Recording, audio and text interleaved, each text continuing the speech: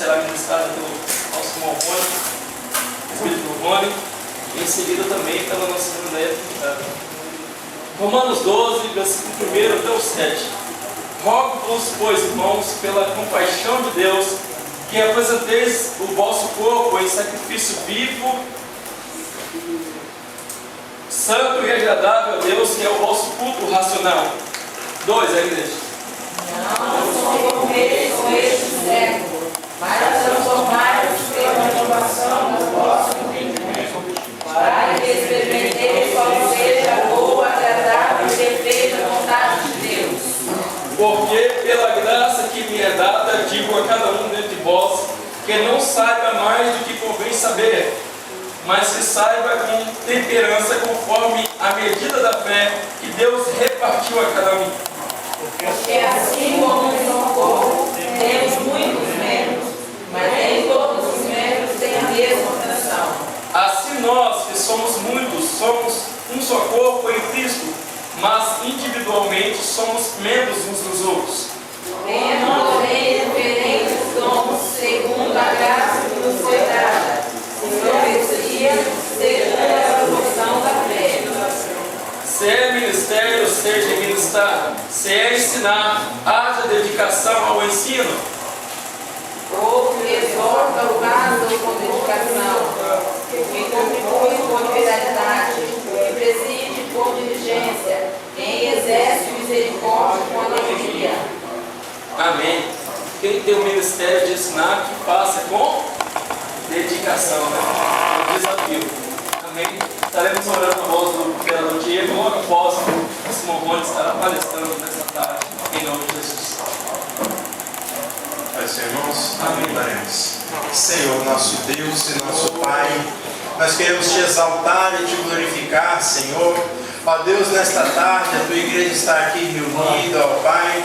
Os nossos corações, Senhor, estão abertos, sedentos, ó Deus, pela tua presença, pela tua palavra, Senhor. Que o teu Santo Espírito, ó Deus, venha estar conduzindo, Senhor, o teu servo na ministração da tua palavra, Senhor, para que possamos sair daqui edificados pelo poder da tua palavra. Pai, usa, Senhor, para a tua glória, é o que nós te pedimos e te agradecemos no nome santo de Jesus.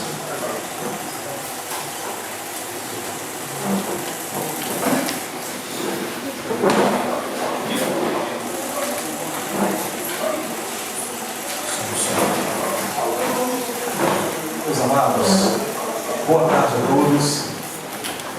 Paz do Senhor Jesus para todos. Vocês estão cansados? Estão animados? É porque esse é apenas um princípio de dores, sabe, irmãos?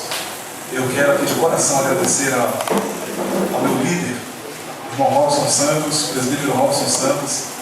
Ele me estendeu o convite para estar aqui torturando, ou quer dizer, para estar aqui lecionando a vocês, falando a vocês nessa tarde. E nós temos aí alguns momentos juntos e eu vou me esforçar aqui, irmãos, ao máximo para aproveitar e tentar compartilhar com vocês, dentro do que eu preparei aqui, tudo que nós temos reservado para esta tarde. E o tema é muito sugestivo, o tema é muito propício. Nós vamos falar sobre a interação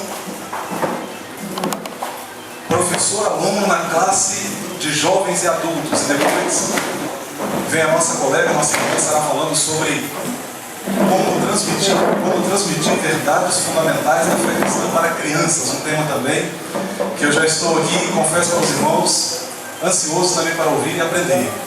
Meus amados, eu queria, antes de começar, eu não poderia aqui de forma alguma deixar, não vou ser prolixo, vou ser rápido nos meus agradecimentos, mas eu não poderia deixar de externar aqui a minha gratidão, primeiramente a Deus, ao Senhor, que me concede a oportunidade de estar aqui mais uma vez compartilhando a sua palavra.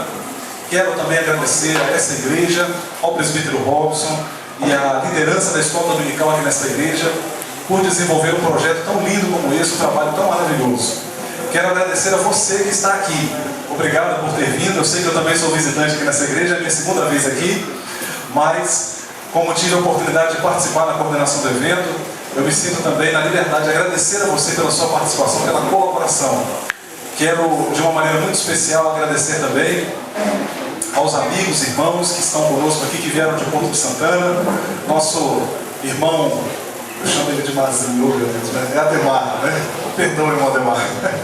Intimidade demais, que ele atrapalha, né? Nos ajudou ali na coordenação, trazendo a equipe que veio lá de Porto de Santana. Obrigado a todos os irmãos que vieram, ok? Então vamos lá, vamos ao que interessa, né? O principal dessa tarde.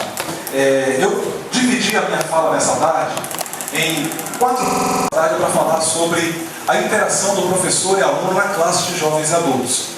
E então, tendo em vista, e eu particularmente no meu trabalho de ensino, geralmente o meu público, a grande parte do meu público é mesmo as pessoas com as quais eu trabalho, no trabalho de ensino, são pessoas jovens e adultas de fato. Eu não tenho facilidade para trabalhar com a área infantil, admiro muito e acho um ministério lindo, maravilhoso, essencial para a igreja. E até por isso que disse para vocês que estou ansioso, porque é uma oportunidade para mim aprender mais. Mas como eu também já trabalho, como eu já venho trabalhando mais com jovens e adultos, e tenho colhido algumas experiências nesse trabalho, e o meu desejo, a minha oração a Deus é que isso possa, ao compartilhar com você, possa de alguma maneira colaborar para o seu trabalho também, porque sem dúvida alguma que nós estamos aqui para disseminar ideias, disseminar conceitos, espalhar sementes, para que essas sementes possam produzir, dar fruto, e o reino de Deus possa crescer e ser abençoado cada vez mais pela graça de Deus, pelo Senhor. É interessante dizer, irmãos, que a própria palavra seminário, na sua origem, ela traz essa ideia. Nós estamos aqui num seminário. Seminário, a ideia de espalhar sementes. Estamos aqui para espalhar sementes. Você é o reprodutor daquilo que você vai aprender aqui nesta tarde. Eu sou o reprodutor daquilo que eu vou aprender aqui nesta tarde e vou poder compartilhar com outras pessoas. Então é muito interessante a gente encarar um trabalho dessa forma. Um trabalho como esse é interessante a gente encarar dessa forma, porque nós estamos aqui não estamos aqui como meros participantes passivos, mas também ativos, ou seja, vamos ouvir, vamos trazer para nós, internalizar a nossa experiência e compartilhar com outras pessoas, porque vocês são ensinadores também, vocês são mestres da palavra para compartilhar as verdades eternas de Deus, amém, meus irmãos? Deus seja louvado. Então eu dividi a minha palavra nesta tarde com vocês em 4 partes. Então, a primeira, eu quero falar sobre os desafios para a educação cristã, mas os desafios atuais. Sem dúvida alguma que sempre a educação cristã se deparou com muitos desafios, mas eu quero considerar os que são mais relevantes no nosso contexto hoje. Eu também trouxe aqui na segunda parte um tema que eu confesso que eu não vi assim em nenhuma literatura, pelo menos não eu pessoalmente. Eu não vi nenhum autor trabalhar exatamente esse título que eu coloquei aqui. Na verdade, é algo assim que eu trouxe mais como resultado da minha experiência, aquilo que eu chamaria vai ser a segunda parte dessa palavra: pedagogia impositiva e pedagogia relacional. Depois eu vou explicar o que é isso. Pedagogia impositiva e pedagogia relacional. É algo que eu tenho colhido na minha experiência como aluno e como professor. Então eu gostaria de compartilhar com vocês, mas é claro, também tomando como referência autoridades no assunto. Depois, a terceira parte, equivalência dos códigos mentais e sua importância no ensino. Afinal de contas, qual a importância de se fazer a equivalência, de se considerar a equivalência dos códigos mentais no processo ensino-aprendizagem? E por fim, eu intitulei da seguinte maneira: professor preparado, professor atraente. Não se escandalize com o título, é claro que aqui não tem nada a ver com estética, tá, gente? Até porque se nós fôssemos olhar pelo lado da estética, eu estaria perdido como professor, né? Mas a ideia aqui é que o professor que atrai alunos é o professor que está bem preparado. E é claro que essa preparação, quando a gente fala em preparação, a gente logo pensa no fator, a gente logo pensa na ideia de ler muitos livros, de uma grande intelectualidade, mas a preparação ela passa por isso também, mas não é apenas isso. Então nós vamos tentar trabalhar isso também durante a nossa fala aqui. Ok, meus irmãos? Podemos avançar então? Eu estou tranquilo aqui porque o Robson me deu até as 9 da noite para me falar aqui, depois a nossa irmã vai falar também até as 11 da noite, amém? Que amém falso que falaram agora com vocês, hein? Não, gente, eu não vou estender tanto assim não. Pretendo aproveitar bem o tempo aqui, mas não quero cansar vocês, ok? Vocês têm em mãos aí o material que foi preparado para o nosso seminário e que recebe justamente o título do seminário. Eu só queria falar rapidinho sobre o trabalho, para você não ficar perdido. Eu não vou seguir o esquema da apostila que está aqui, ok? Não vou me deter muito, tá? Quem já está acostumado comigo em aula, sabe que eu não tenho essa coisa de ficar lendo o conteúdo, eu não acho interessante, até porque vocês vão ter a oportunidade de ler depois o material, sem dúvida. E vocês têm aí um texto do nosso ilustríssimo teólogo, o professor Robson Santos, onde ele, deixa eu me situar aqui, onde ele inicia sua fala falando justamente sobre os desafios atuais para a escola dominical. E eu vou contar um segredinho para vocês aqui, eu não sei se eu estou autorizado pelo Robson a falar, mas eu vou falar, se for o caso depois ele briga comigo, né? Está vindo aí, irmãos, muito em breve. A nossa expectativa era que fosse para o evento de hoje, mas não deu. Infelizmente não deu tempo. Mas está vindo aí o nosso livro de escola dominical. Eu tive o prazer, na verdade eu não escrevi quase nada, né? Que a maior parte que escreveu foi o Robson. Mas eu tive a oportunidade de dar a minha colaboração e escrevemos juntos, tive a alegria de estar junto com o Robson nesse projeto. Será lançado, acreditamos que talvez ainda esse ano. E no nosso livro a gente aborda, é um livro todo voltado para a escola dominical. E vocês têm aqui inclusive um trecho do que nós escrevemos nesse livro, né, integralmente. Pelo menos a minha parte, eu coloquei, apenas tirei de lá e coloquei para compartilhar com vocês. E o Robson ele foca mais na questão dos desafios para o ensino, os desafios para a escola dominical atualmente. E eu vou trabalhar com a questão do ensino. O que é o ensino? Porque muitas vezes nós entendemos muito errado o que é ensinar. Uma das ideias que é muito forte hoje no nosso meio, principalmente nas igrejas pentecostais, é a ideia de que o ensino é simplesmente despejar conhecimento ou informações sobre os alunos. E na verdade esse é um conceito já muito ultrapassado. Na verdade ensinar não é apenas despejar informações sobre os alunos. Repare que Jesus no seu ministério, e ele que é o mestre por excelência, inigualável, incomparável, ele no seu trabalho de ensino, porque o professor que despeja conhecimento ou despeja informações sobre os alunos, ele muitas vezes se preocupa em responder a todas as perguntas, ele se preocupa em passar o máximo possível e alguns até, tomados pela vaidade pessoal, se preocupam em despejar um grande cabedal de informações sobre os alunos. Mas é interessante que Jesus ele era tão sábio no seu ministério de ensino, que ele não se preocupava em responder a todas as perguntas, porque não responder a todas as perguntas faz parte do ensino. Não responder a todas as perguntas, repito, não responder a todas as perguntas faz parte do processo de ensino. Por quê? Porque ensinar é provocar o aluno. Ensinar é colaborar para que o aluno pense por si mesmo. Ensinar não é dar pronto para o aluno, mas é que você como professor, você como ensinador cristão, você possa no seu ministério de ensino desenvolver no seu aluno a capacidade dele aprender por si mesmo. Porque o aluno tem essa capacidade. E para isso, você como professor precisa reconhecer as potencialidades do seu aluno. Você precisa acreditar nele. Um professor que não acredita no aluno, o professor que desdenha do aluno, o professor que ignora o aluno, o professor que não está atento ao desenvolvimento do seu aluno, ele fica prejudicado no seu trabalho de ensino. Aliás, o professor que ignora isso, a gente até se pergunta se de fato ele está ensinando. Porque você, quando considera o seu aluno, eu acho muito interessante falar disso, porque quando você olha para a história da teologia em 2000 anos, você vai ver que houve professores, e muitos deles anônimos, que tiveram a capacidade de entender que no ensino você reconhece as potencialidades do educando, daquele que está sendo ensinado. A gente fala muito de Agostinho, não é? Agostinho foi um grande teólogo. E o pessoal, eu até costumo brincar às vezes no curso de teologia com os alunos, dizendo que depois de Paulo e de Agostinho na teologia, o que vem é sobra. Porque tudo que tinha para ser falado, eles falaram. Foram os grandes gênios da teologia, o apóstolo Paulo e Agostinho, que viveu ali no 3º século. Mas é interessante dizer, a gente fala de Agostinho e pouca gente sabe que Agostinho foi ensinado por um professor anônimo, a história não registrou sequer o nome dele. Esse professor tomava o tempo para ensiná-lo individualmente. Geralmente nós queremos uma classe cheia, né, Robson? Mas ele teve o cuidado de ensinar individualmente aquele aluno, e aquele aluno se tornou um dos maiores teólogos da história. Já se passaram 1700 anos e a igreja continua falando em Agostinho. A gente fala muito de Tomás de Aquino, não é? Mas a história conta que um dia Tomás de Aquino, em sala de aula, ele fez um comentário, o comentário dele foi meio bobo, a turma riu dele, alguém chamou Tomás de Aquino de burro. E o professor disse bem assim: muito em breve o mundo ouvirá os relinchos desse burro. Tomás de Aquino se tornou um dos maiores representantes da teologia cristã no mundo, ao ponto de já terem se passado 700 anos e até hoje Tomás de Aquino é referenciado como um grande teólogo, um grande intelectual. Então eu louvo a Deus, eu glorifico ao Senhor, porque muitas vezes eu estou ensinando e eu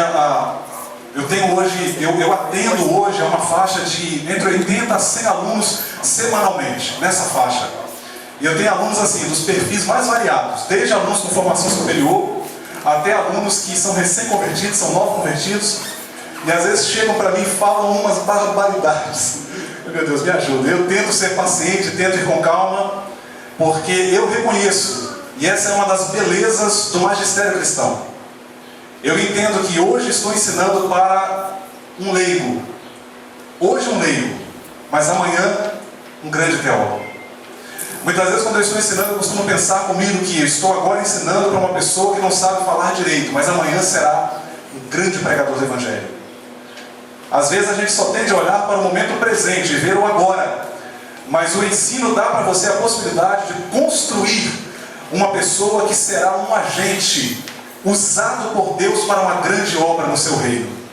Muitas vezes você está lá na sua classe de escola dominical e você está lecionando para um adolescente problemático. Mas é interessante que hoje é um adolescente problemático, hoje é uma adolescente problemática, amanhã será um homem de Deus, será uma mulher de Deus, e você terá parte nessa história. Louvado seja o nome do Senhor. Eu hoje leciono algumas vezes na classe dos professores, na minha igreja, e sentada lá está aquela que foi a minha professora anos atrás, quando eu era adolescente, tinha entre 14 e 15 anos. E ela me abraça e se alegra muito e fala: poxa vida, Rony, eu ensinei para você e hoje você está ensinando para mim. E aí eu falo para ela: não, mas a senhora continua sendo minha mestra.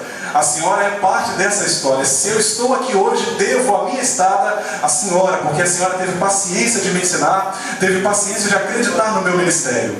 Portanto, professor, você que está aqui, entenda que ensinar não é apenas bater cartão. Ensinar não é apenas cumprir um ritual. Ensinar não é apenas, repito, despejar informações e responder a todas as perguntas. Vocês já repararam como que nas nossas igrejas a gente lida muito mal com as perguntas? Existem professores, eu vou falar daqui a pouquinho da pedagogia impositiva e a pedagogia relacional.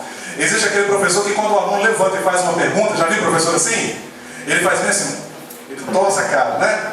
Ele não é aberto a perguntas. Mas nós vamos trabalhar isso e nós vamos entender a importância da pergunta no processo de ensino-aprendizagem. Ok? Mas eu quero começar aqui falando sobre os desafios atuais para a educação cristã. Vocês estão me entendendo, gente? A minha linguagem está... Eu vou falar daqui a pouquinho de códigos mentais. E já quero ter essa preocupação, né? Para saber se a linguagem está batendo. Vocês estão sendo claros? Estão me compreendendo? Amém? Posso avançar? A linguagem está boa? Ok, então vamos lá. Eu vou torturar vocês aqui por mais alguns minutos. Na primeira parte da minha fala, eu falo sobre os desafios atuais para a educação cristã. E o primeiro desafio que eu coloco, e na minha experiência eu tenho percebido muito essa resistência das igrejas, e eu também tive a oportunidade, estou tendo a oportunidade de adquirir experiência também na educação secular, na educação não cristã, na educação secular, educação pública. Eu tive contato, eu tive a oportunidade de fazer um estágio numa escola pública e pude colher algumas experiências ali, e eu percebo que isso acontece não só no nosso meio, isso acontece mesmo na educação secular também. O primeiro ponto que eu coloco como um grande desafio para a educação cristã e mesmo para a educação secular atualmente, a resistência para se adequar à nova realidade. Vou repetir para que você possa memorizar e se você quiser anotar. O tópico que eu estou ministrando é agora a primeira parte da nossa fala, os desafios atuais para a educação cristã. O primeiro desafio que eu coloco: adequação às novas realidades. Esse é um grande desafio hoje. E principalmente nas nossas igrejas a gente percebe isso. Nós estamos muitas vezes em sala de aula ensinando de uma forma arcaica, ultrapassada e obsoleta. Desculpe falar assim de maneira tão clara, tá, irmãos? Desculpe ser assim bem direto. Muitas vezes o nosso trabalho em si nós estamos ministrando de maneira arcaica, de maneira ultrapassada, antiga. Ou aliás, eu não diria antiga, porque nem tudo que é antigo é velho, mas nós muitas vezes estamos usando recursos que são velhos, que são ultrapassados. Já viu aquele professor que diz assim muitas vezes: puxa vida, os alunos de hoje não são mais como os alunos de antigamente. Já ouviu professores falar assim? Talvez você seja um desses, né? Que fala assim. E claro, não há nada de ilógico ou de irracional nessa fala. De fato, os alunos de hoje não são mais os alunos de antigamente. Mas o problema não está tanto nisso, no fato de os alunos de hoje não serem mais como os alunos de antigamente.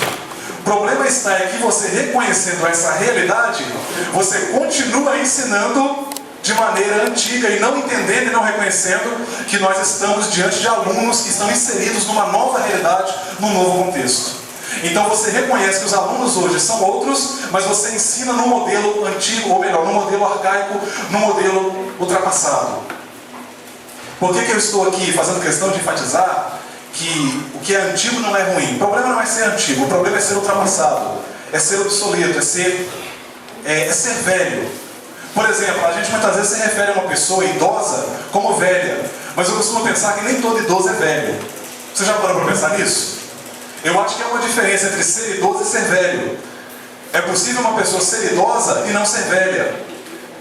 E quando eu falo de usar métodos antigos, usar o que é tradicional, eu não estou propondo aqui você remover tudo o que é tradicional, tudo o que é antigo, porque é possível revitalizar o antigo. O problema é que nós não nos adaptamos e nós não nos adequamos. Você quer um exemplo muito interessante? Eu vou citar aqui agora um filósofo, o Dr. Mário Cortella. Eu gosto muito de ouvir as palestras dele.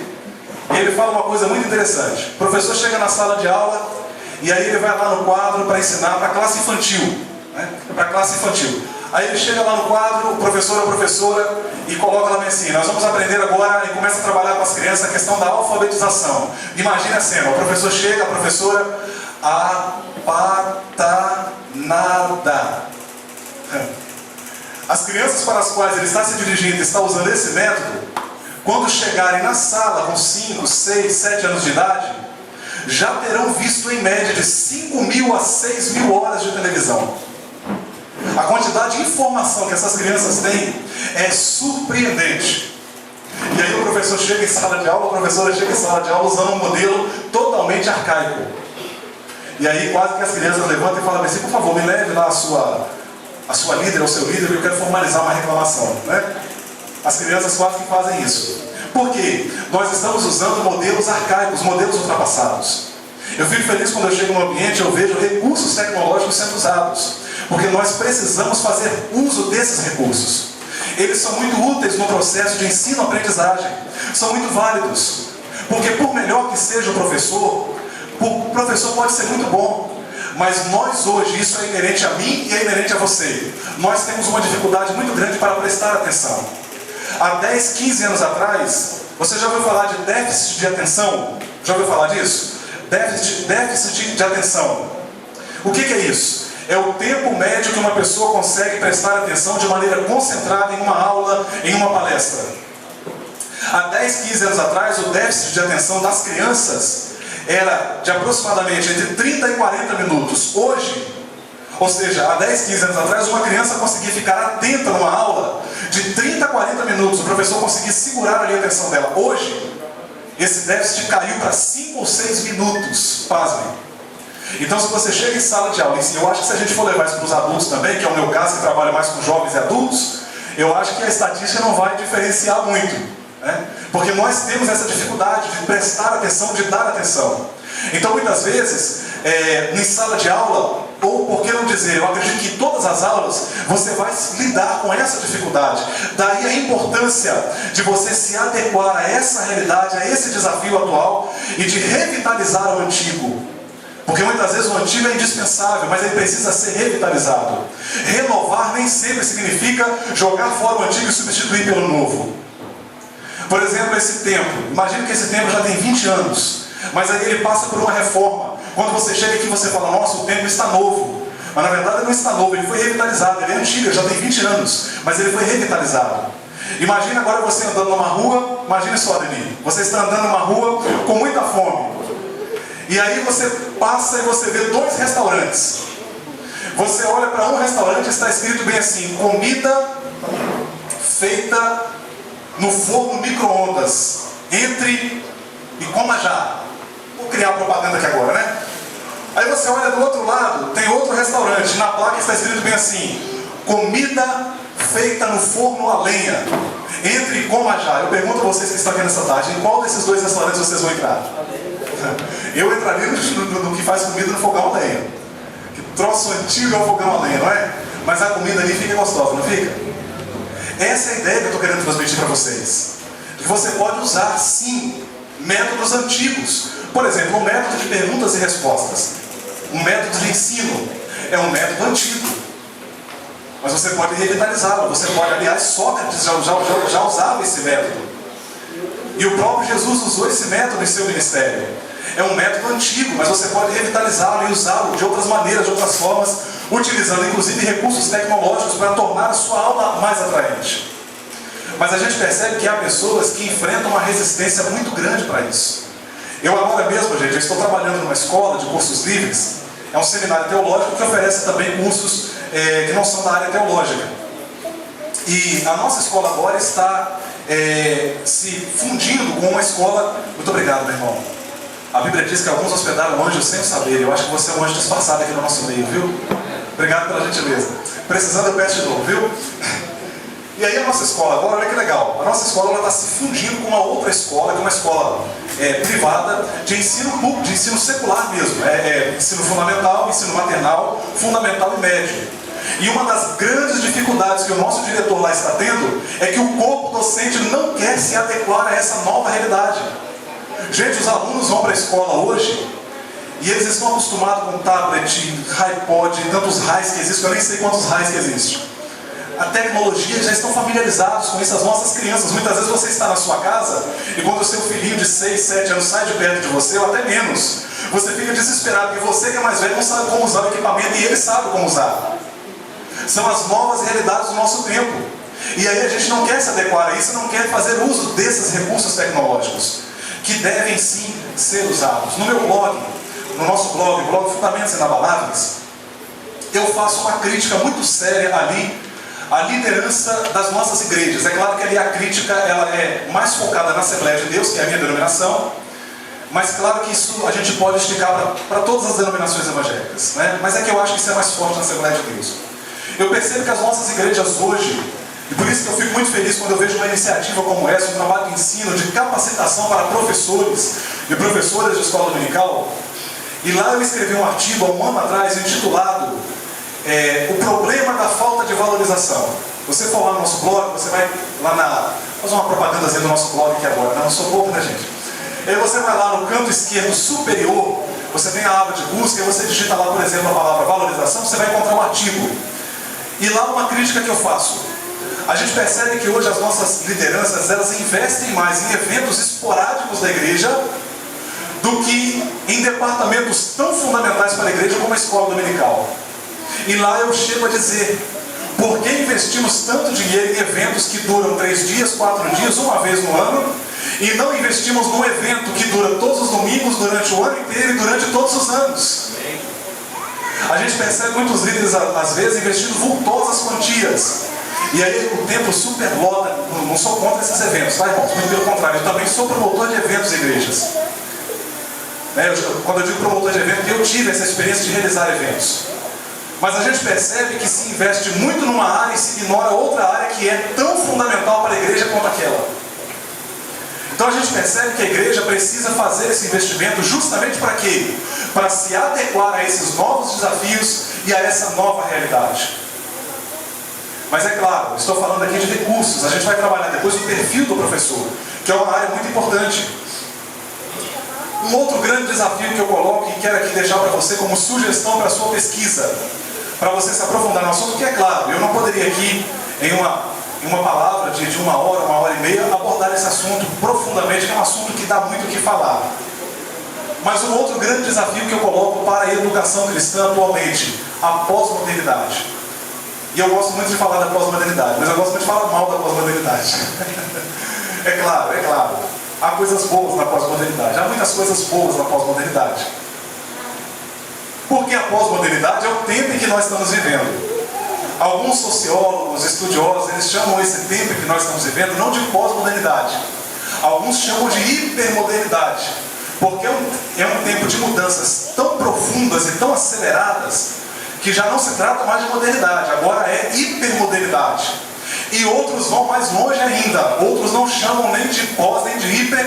Outros preferem dizer o seguinte: esse tempo em que nós vivemos não há como nem nomeá-lo, não existe uma nomenclatura para esse tempo que nós estamos vivendo. Porque é um tempo, e vamos convir, né, gente? Vocês vão convir comigo. Que tempo é esse que nós estamos vivendo? Você olha para a medicina, são mudanças extraordinárias. Você olha para o campo da ciência, são mudanças espantosas. Coisas que a gente só via em filmes de ficção científica anos atrás, e hoje você vê que já é cogitado na ciência, já é tido como uma possibilidade real na ciência. Você olha para a área militar, mais ainda. Você olha para a educação está vivendo uma verdadeira revolução. Você olha para a filosofia, vai embora. Você olha para... Agora eu vou trazer para o nosso lado, porque a pós-modernidade nos pegou também. Você olha para a igreja evangélica brasileira hoje e você vê mudanças das mais variadas. O que é isso? Sinais da pós-modernidade. E aí você fala bem assim, Rony, mas você dizer que o mundo está mudando, isso não é novidade nenhuma. Qual é a novidade? A novidade, de fato, não é que o mundo está mudando, porque o mundo sempre mudou, gente, a gente sabe disso. Mas a novidade é a velocidade com que o mundo muda. Você já parou para pensar nisso? Olha a velocidade com que o mundo está mudando. São mudanças muito profundas, muito acentuadas. Eu olho, por exemplo, as crianças de hoje, a maneira como elas se desenvolvem, a maneira como, por exemplo, elas se divertem, é totalmente diferente da maneira como as crianças da minha época, que foi há pouco tempo atrás, né, gente? Não tem muito tempo que eu era criança, né? Só pensar. E você vai ver que até há 10, 15 anos atrás, que é pouco tempo, era uma maneira totalmente diferente. Vou citar aqui uma das marcas da pós-modernidade. Por que eu estou dizendo que a pós-modernidade é um desafio para a educação? E a gente sente isso em sala de aula. Vou citar aqui uma marca da pós-modernidade: individualismo exagerado. Já reparou isso? Nós vivemos numa época em que o que vale é o que é meu. O que importa é o que é do meu interesse. Cada um por si e Deus por todos. Já reparou isso? O ser humano hoje, cada vez mais, ele é extremamente individualista. Por quê? Eu vi uma frase esses dias que me chamou a atenção. A tecnologia colabora para essa individualização exagerada. A tecnologia colabora muito. Por quê? Eu vi uma frase de Albert Einstein, que é um grande cientista, como todos sabem, e ele disse o seguinte, que ele temia o dia em que a tecnologia seria capaz de tirar a interação humana. E ele disse que quando isso acontecesse, as pessoas seriam verdadeiros idiotas. Ele chega a ser bem duro na fala dele. E você olha hoje, é impressionante. É impressionante. Talvez eu não falaria da mesma forma que ele, mas a gente percebe que o prognóstico dele se cumpriu. De fato, a tecnologia está cada vez mais... Nós criamos equipamentos, nós criamos máquinas que deveriam nos ajudar, mas nós acabamos fazendo mau uso dessas coisas e elas acabam nos prejudicando. Você percebe, por exemplo, hoje, que as brincadeiras infantis, geralmente, em grande parte delas, são feitas sozinhas. A criança brinca sozinha. A criança já não depende mais de outra criança para brincar. A gente percebe que cada vez mais os recursos tecnológicos estão isolando as pessoas. Por quê? Porque as pessoas de um computador, ou de um iPod, ou de um iPhone, por aí vai, e ele se prende naquilo e ele acaba não tendo mais contato com o mundo à sua volta. Ele não interage mais. Por quê? Porque a tecnologia tirou dele a necessidade dessa interação. Então ele não interage mais. Resultados disso: nós estamos convivendo como nunca antes com pessoas extremamente egoístas, com pessoas que não são capazes de dialogar. Já reparou o nosso trânsito como é? Saia de casa preparado, se você tem carro, orando ao Senhor. Porque as pessoas já não conseguem mais dialogar. Os índices de violência, os índices de agressão verbal e agressão física são astronômicos. Olha o casamento hoje, por exemplo. Nós estamos vivendo uma época em que os estudiosos estão chamando a família hoje, no século XXI, eles já falam de novos modelos de família. Por quê? Porque você recebe na sua classe um jovem, você recebe na sua classe um adolescente, que o pai já separou 2, 3 vezes, a mãe já está vindo de outro relacionamento, tem um filho que não é desse relacionamento de agora, que é de outro relacionamento. Então a gente vê que a família, ela está cada vez mais passando por essas mudanças, e são realidades que a gente precisa enfrentar, são realidades com as quais a gente precisa lidar e saber como lidar com essas pessoas.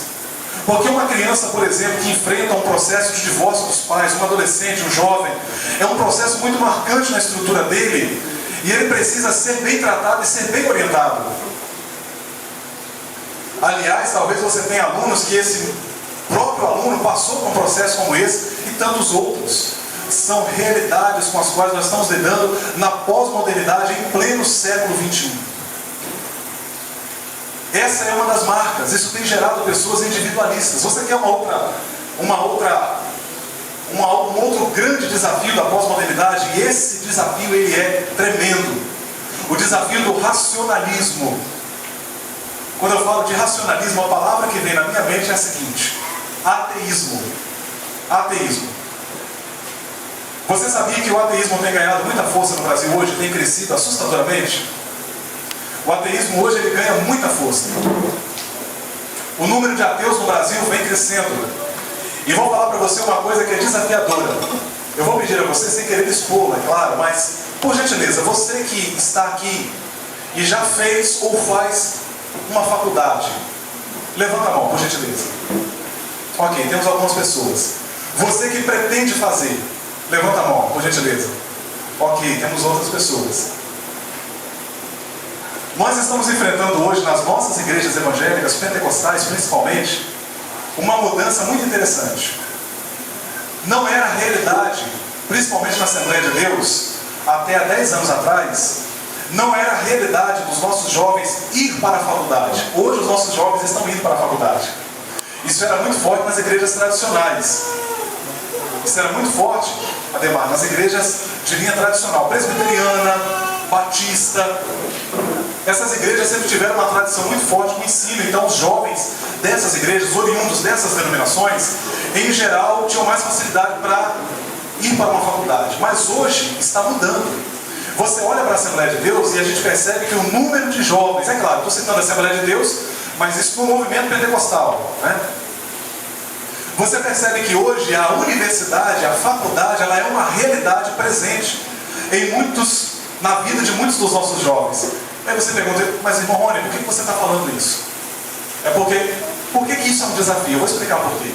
Aí a gente esbarra na questão do racionalismo. Quando os nossos jovens chegam na faculdade, na universidade, ele vai se deparar com professores de filosofia e de história.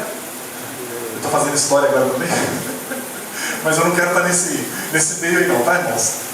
Ele vai se deparar principalmente com professores de filosofia e de história que vão defender a ideia do ateísmo, que vai aquilo que a gente chama de desconstrução da fé. E aquele jovem pentecostal, batizado no Espírito Santo, cheio de Deus, quando chega aqui o professor começa. E ele começa a detonar a religião, ele começa a detonar o cristianismo, ele começa a falar. E os argumentos que eles usam são argumentos racionais. O aluno começa a ouvir aquilo, o jovem que veio do movimento pentecostal, ele não está preparado para lidar com aquilo. Sabe por que ele não está preparado? Porque nós, professores, não nos adequamos a essa nova realidade. Às vezes, em sala de aula, quando eu estou lecionando, eu gosto de mexer com alguns conceitos fundamentais dos alunos. E a sala costuma pegar fogo quando isso acontece, né? De vez em quando a gente presenciou isso lá. Por quê? Porque eu sei que quando ele for para a faculdade, eu sei que quando ele for para a universidade, e vamos mais, gente, não apenas na faculdade, não apenas na universidade, foi um tempo que era só lá. Hoje, no dia a dia, na rua, você se depara com pessoas e talvez você tenha amigos que são ateus, que são agnósticos, que não acreditam em Deus, ou que acreditam, mas acham que ele não pode ser conhecido, que estão com você, que dialogam com você, e muitas vezes usam um argumento que mexe com a sua convicção. Se você não está preparado, você leva aquele baque. Sabe o que está acontecendo? Escute o que eu vou dizer aqui agora, porque isso é muito sério, irmã Andréia. Sabe o que está acontecendo? Os nossos jovens estão indo para a faculdade, estão voltando de lá ateus, estão voltando de lá agnósticos. Uma pesquisa comprovou isso. Portanto, você, professor de escola bíblica dominical, você tem um papel fundamental para trabalhar com eles a questão do racionalismo. Porque nós vivemos numa época em que a razão é supervalorizada, mas a nossa religião, a religião cristã, ela não é irracional. Mas algumas das doutrinas que nós ensinamos e pregamos, elas são suprarracionais, elas estão acima da razão. E nós aceitamos pela fé. O jovem precisa estar consciente disso, o jovem precisa estar cônscio dessa realidade. Porque mesmo o ateísmo, que se propõe a explicar tudo, não é capaz de explicar tudo. A beleza do cristianismo Talvez esteja justamente nisso, em que nós não explicamos todas as coisas, porque Deus não revelou todas as coisas, não foi a vontade dele. Por exemplo, eu digo para você que crê num Deus que é uma trindade. Isso não é irracional, mas está acima da razão. Como é que você explica um Deus que subsiste eternamente em três pessoas distintas na mesma divindade? Tem um nó na cabeça aí? Bem-vindo ao clube, isso é normal, acontece com todo mundo. Quando começa a estudar a doutrina da trindade, mas eu não estou entendendo. Beleza, é por aí, você não entende tudo mesmo. Como é que você explica um Cristo que é humano e divino ao mesmo tempo? Doutrinas fundamentais da fé não são irracionais, mas estão acima da razão. Mas é preciso dizer que o cristianismo não é incompatível com os fatos. O cristianismo não é incompatível com a realidade à nossa volta. O cristianismo não é incoerente, embora nós creiamos em doutrinas que estejam acima da fé. Todavia, nós entendemos que o cristianismo ele é compatível com a realidade. Por quê? Porque Deus se revelou através da criação. Deus se revela através da natureza, através das circunstâncias, através dos fatos. É interessante eu falar isso, gente. Por quê? Porque muitas pessoas ignoram esse fato e eles querem ter respostas para tudo. Mas é verdade, a própria Bíblia mostra que nem Jesus respondeu a todas as perguntas, né? Quando você consegue trabalhar no coração do jovem, do adolescente, da criança, verdades profundas da Bíblia, e você não ignora a razão, mas você leva a razão como serva da fé, você consegue produzir, não você, mas o Espírito Santo te usando como instrumento, você consegue produzir no jovem, no adolescente, na criança, uma fé que seja baseada na fé, mas que não abra mão da razão.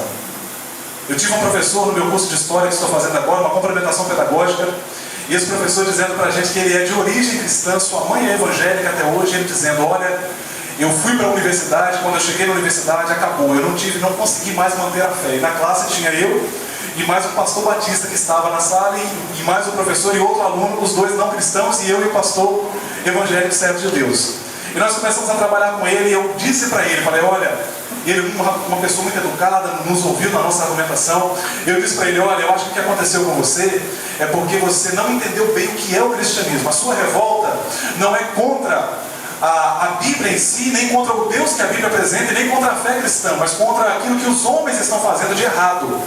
E ele parou, porque eu disse para ele, falei, olha, você foi para a universidade, você fez mestrado, você se formou, você perdeu a fé, mas eu digo para você uma coisa, graças a Deus, eu tive uma experiência diferente da sua. Eu falei para ele, ele me olhou e disse, sabe por quê?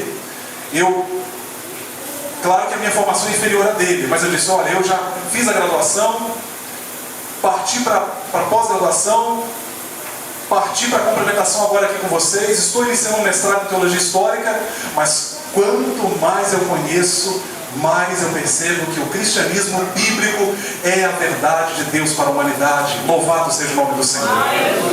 Quanto mais eu estudo a Bíblia, quanto mais eu conheço o que eu posso conhecer, é claro que nós somos muito limitados da sociologia, da filosofia, daquilo que a gente vê aí fora, do que as ciências oferecem, mais eu percebo que a Bíblia não contém a palavra de Deus. A Bíblia é a palavra de Deus, a Bíblia é a verdade. O problema é que as pessoas não entendem, o problema é que as pessoas não recebem como deveriam receber. Aí você vê a importância, a sua importância como ensinador, como professor, como mestre da palavra. Eu disse aqui, nós vamos falar depois da pedagogia impositiva. Eu ainda quero escrever um artigo sobre isso, postar no blog, vai pegar fogo, né? Eu vou falar com vocês aqui a questão da pedagogia impositiva, como que ela é nociva no processo de ensino-aprendizagem.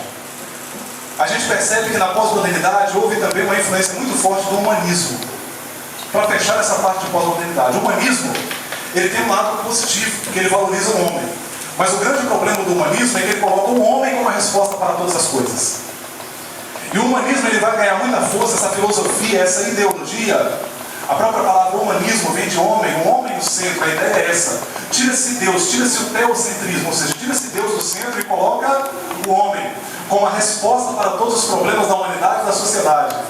E na época do iluminismo, que foi assim um movimento de ruptura com muitos dogmas tradicionais, com muitos pensamentos, com muitos aspectos religiosos inclusive, se valorizou muito a ciência, porque a ciência seria a resposta humana para se resolver todos os problemas. Resultado, passaram-se 2 séculos, nós avançamos astronomicamente na ciência, nos recursos tecnológicos, em todas as áreas, em todos os campos da ciência. E o que acontece? Quanto mais o homem avança na ciência, mais ele mergulha no vazio existencial, mais ele mergulha no crime, na violência, na promiscuidade, na devassidão, na autodestruição.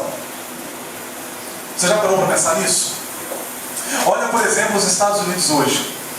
Um país que se gaba de ter o melhor sistema educacional do mundo. Olha para os Estados Unidos hoje. A juventude americana, ela está caminhando para a delinquência, para a ignorância e para a brutalidade.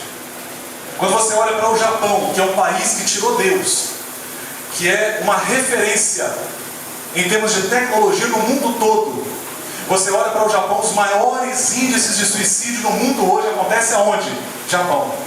Eu vou falar um negócio para vocês que vocês não vão nem acreditar. No Japão existe um livro que é best-seller: 10 maneiras de cometer um suicídio eficaz. Pasmem. 10 maneiras de cometer um suicídio eficaz. É comum lá os peritos encontrarem cadáveres de pessoas que se suicidaram com um livro na cabeceira da cama. O suicídio lá alcança níveis assustadores. Por quê? Porque a solução não está no homem. Aliás, a solução está em um homem, o homem. E esse homem se chama Jesus Cristo. Eu vou agora aqui, agora eu vou ser um pouco tomado pela arrogância, pela vaidade pessoal. Eu vou ser aqui agora tomado pela ostentação, né? E você, professor, você professora da educação cristã, você também pode vir comigo nessa arrogância, entre aspas, porque nós exercemos o magistério cristão. A palavra magistério, na sua raiz, ela vem da mesma raiz que dá origem à palavra magno, ou seja, grande, elevado, exaltado. Por quê? Porque o magistério é algo grande, é algo elevado, é algo importante, é algo fundamental. Você, professor, você, professora que está aqui, Deus conta com você para uma grande obra. Louvado seja o nome do Senhor. Deus conta com você para a construção de cidadãos melhores para a sociedade. Porque a educação secular, ela dá sim a sua contribuição. É a isso que ela se propõe. Mas é importante dizer que a educação secular, ela não é capaz de trabalhar tão fortemente o caráter das pessoas como o faz a educação cristã.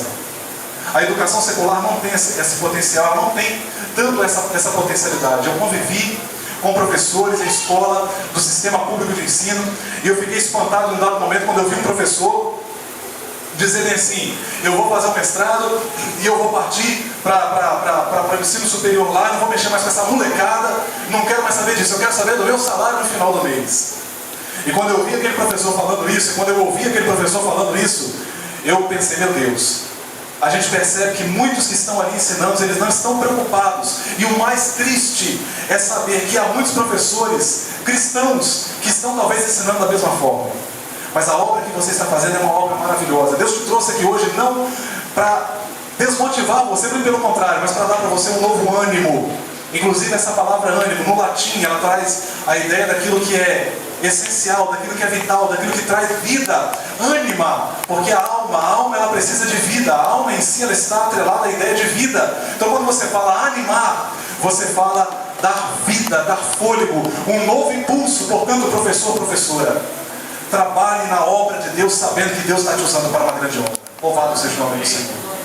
Um outro grande desafio para fechar essa primeira parte: desvalorização dos valores. Eu sei que parece uma contradição, mas é uma realidade hoje no nosso tempo. Nós vivemos uma época em que os valores são desvalorizados. Lembra de Isaías capítulo 5, versículo 20? Ai dos que ao mal chamam bem e ao bem mal. Ai dos que a luz chamam trevas e as trevas luz. O que é isso? Inversão de valores. Hoje trair é normal e é até incentivado. Uma psicóloga francesa escreveu um livro incentivando o adultério masculino. E ela disse o seguinte: o adultério para o homem pode ser uma experiência libertadora. Foi o que ela disse. Você vai ver que hoje a mídia, principalmente, ela dá uma contribuição. Eu estou aqui responsabilizando apenas a mídia por essa onda de rompimento com valores familiares, com valores morais, mas a mídia ela dá uma grande contribuição nesse aspecto. Você percebe isso de maneira clara e de maneira sutil. Você percebe isso em novelas, em filmes, em desenhos animados. Valores familiares, valores cristãos são extremamente relegados ao segundo plano, tidos como retrógrados, ultrapassados e obsoletos. Por exemplo, um jovem cristão hoje defender a virgindade até o casamento, ele tem que ser crente de verdade. Porque se ele não for, ele não defende. Porque ele fica constrangido de falar. Por quê? Porque essa ideia de castidade até o casamento hoje é algo que para muitos é uma coisa totalmente retrógrada, desnecessária. Por quê? Porque a sociedade incentiva o sexo sem compromisso e sem os vínculos do matrimônio. Mas é como eu disse para vocês anteriormente, a educação cristã, assim, trabalha valores, trabalha o caráter das pessoas, a construção do caráter das pessoas. Deixa eu ver se eu tenho aqui, gente, eu quero mostrar para vocês um negócio muito interessante. A professora André vai falar disso depois com mais propriedade. Mas eu quero só mencionar aqui rapidinho. Uma pesquisa revelou que entre cada 20 cristãos entrevistados, pesquisados, 19 se converteram antes dos 25 anos de idade. Presbítero Roberto, escute os dados. 19 entre cada 20 cristãos entrevistados se converteram antes dos 25 anos de idade. Sabe o que isso quer dizer? Eu acho interessante, professor Robson Santos, que a escola dominical ela começa com um trabalho voltado para crianças. E hoje nós ignoramos as crianças na escola dominical. Você já viu isso? É uma realidade triste hoje nas nossas escolas dominicais. Mas essa pesquisa ela é uma prova de que quando o indivíduo ele é ensinado nas doutrinas fundamentais da fé cristã, desde a infância, há uma probabilidade muito maior dele permanecer até o fim da vida, do que se ele se converter depois na vida adulta. Por quê? Porque ele já viveu toda uma vida e aquilo está enraizado nele. Para aquilo ser quebrado, para ele romper com aquilo, é muito mais difícil. E aí a pesquisa vai mostrando que quanto mais a idade sobe, menos pessoas se convertem. Por quê? A maioria se converte no período que vai até os 25 anos. Ou seja, essa é a primeira parte da vida, né? Então isso mostra a importância da educação na formação dos valores e na formação do caráter cristão. Eu costumo dizer que a escola dominical ela tem um impacto tremendo na sociedade porque ela forma cidadãos melhores. No começo do livro, na introdução do livro, eu faço um comentário ali muito interessante sobre uma coisa que eu ouvi na faculdade. Eu ouvi na faculdade, eu vou até mostrar para vocês aqui depois os dados de uma pesquisa que eu fiz para esse seminário, que foi assim, uma pesquisa exclusiva para vocês aqui, e que me chamou muita atenção. Eu achei muito interessante as colaborações das pessoas que participaram. É muito interessante a gente ver as pessoas e ouvir as pessoas e ver o que elas têm a dizer. Eu vou mostrar para vocês depois aqui os dados. Mas voltando aqui, é interessante dizer que na abertura do nosso livro eu vou compartilhar uma experiência que eu tive na faculdade, onde um aluno se levantou e disse o seguinte: nós estávamos numa sala com aproximadamente 60 alunos e um dos alunos se levantou e falou bem assim: olha, quando eu cheguei aqui, disseram para mim, quando eu cheguei aqui na faculdade, eles estavam se referindo, quando eu cheguei aqui disseram para mim que aqui na faculdade eu não teria escolinha dominical. Falou desse jeito. Aquilo foi uma facada no meu peito, sabe, irmãos? Porque escolinha dominical, ele falou no pejorativo, né? No sentido depreciativo, colocando a escola dominical como algo sem importância. E essa pesquisa que eu fiz revelou muito disso. Essa pesquisa mostrou para mim que muitas pessoas hoje não apreciam mais a escola dominical. E um detalhe, a maioria das pessoas que participaram da pesquisa que eu fiz são pessoas evangélicas, são pessoas cristãs evangélicas. A gente percebe que existe uma rejeição. Só que aí eu vou contra-argumentar nesse livro. Nesse livro eu dou a resposta para essa questão. A escolinha dominical é hoje a escola que agrega o maior número de alunos em todo o mundo. Estima-se um número aproximado de que passa da casa dos milhões de pessoas, de alunos que são matriculados na escola bíblica dominical. A escolinha dominical, como disse ele lá, vem fazendo algo que nem as faculdades e nem as universidades nunca fizeram e não serão capazes de fazer. Sabe o que é? A escola dominical ela é capaz de agregar desde a criança de berço até o idoso de mais idade, ela consegue alcançar. A escola dominical tem essa capacidade, tem essa potencialidade, nós podemos explorar isso. Quando você vai para as universidades, você não percebe isso. Geralmente ela tem um público mais focado, um público específico. As idades variam, é claro, mas como a escola dominical, não. A escola dominical, ela vem colaborando para a formação de obreiros na casa de Deus. A Casa Publicadora das Assembleias de Deus Norte-Americanas fez uma pesquisa e descobriu que a maioria dos obreiros e obreiras das Assembleias de Deus Norte-Americanas foram alunos na escola bíblica dominical. Portanto, aí você vê a importância da escola bíblica dominical, como eu digo aqui de peito aberto, né? De coração cheio. A escola bíblica dominical é, sem dúvida, a maior agência de ensino bíblico de que a igreja dispõe. Louvado seja o nome do Senhor. Você sabia que o sistema de ensino público que nós temos hoje foi inspirado na escola bíblica dominical? Portanto, meu amado, quando alguém dizer escolinha dominical, você, opa, calma aí, não é por aí não. A escola dominical dá a sua colaboração e é uma colaboração decisiva. Você faz parte desse projeto. Amém? Amém. Deus seja louvado. Vocês estão aí ainda? Amém. Ninguém foi arrebatado? Mas agora estou me referindo ao arrebatamento de 1 Tessalonicenses 4, 13 a 18. Quando Paulo diz, né, que nós seremos arrebatados na ocasião da segunda vinda de Jesus. Não. Estou me referindo ao arrebatamento de sentidos, né? Aquele arrebatamento assim que vai, sabe? Você vai sendo arrebatado aos poucos, né? Mas estão todos aí. Podemos avançar? Amém. Ok? Então vamos lá. Agora eu vou falar com vocês sobre a questão da pedagogia impositiva e a pedagogia relacional. Afinal de contas, irmão Rony, o que é isso? Eu confesso que foi uma ideia minha, mas não sei se foi original. Porque hoje em dia, tudo que você fala, alguém já falou antes ou alguém já pensou antes, né? Mas, pelo menos eu não vi nada assim, especificamente, exatamente como que eu vou falar aqui. Pedagogia impositiva. Vocês sabem que pedagogia, quando a gente fala de pedagogia, eu poderia aqui, a grosso modo, definir pedagogia como um processo de ensino-aprendizagem. Importante dizer que esse é um processo de mão dupla, tá?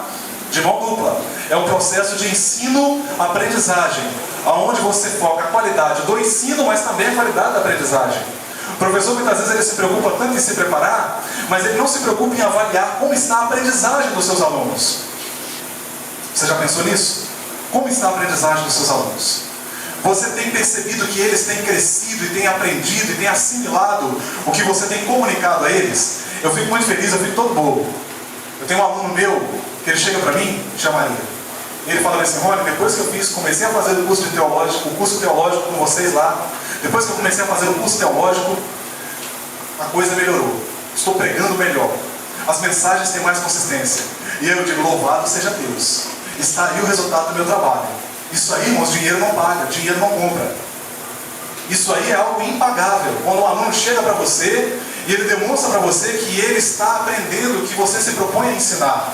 Por que a gente fica feliz? Porque o que você se propõe a ensinar é a palavra de Deus, são verdades fundamentais para a vida dele. E você fica feliz porque você vê que o ensino está gerando resultado. A pedagogia impositiva e a pedagogia relacional, elas andam na contramão. Uma é benéfica, outra é maléfica, prejudicial. A pedagogia impositiva, vou começar falando da pedagogia impositiva. Ela acontece quando? Ela acontece quando o professor se posta diante dos alunos como o único detentor do conhecimento. Vou repetir. A pedagogia impositiva é aquela em que o professor se coloca diante dos alunos como o único detentor do saber, do conhecimento. Já viu o professor assim? Ele é o professor que tem a palavra final. Ele é o camarada que sabe tudo.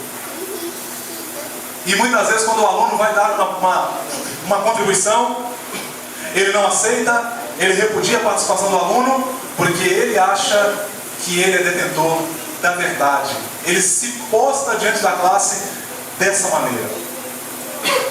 Mas é importante dizer, meus amados, que... Vocês já ouviram aquela frase de Sócrates? Só sei que nada sei? John Kennedy tem uma frase muito interessante. Ele disse o seguinte: quanto mais aumenta o nosso conhecimento, mais evidente fica a nossa ignorância. Vou repetir a frase. Quanto mais aumenta o nosso conhecimento, mais evidente fica a nossa ignorância.